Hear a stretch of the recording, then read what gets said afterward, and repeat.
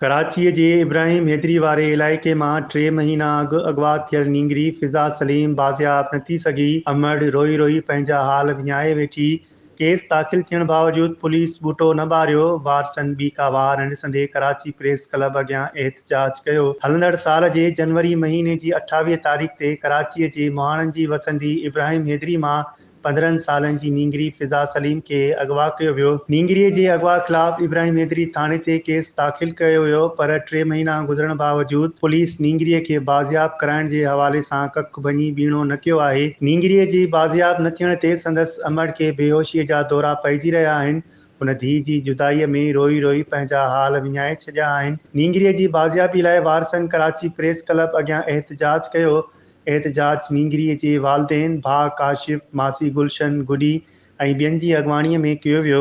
एहतजाज कंदड़नि KTN news खे ॿुधायो त फिज़ा खे बासरनि अगवा कयो आहे। अगवा ख़िलाफ़ इब्राहिम हैदरी थाणे ते केस दाख़िल कयो वियो, पर पुलिस जवाबदारनि खे गिरफ़्तार न कयो आहे।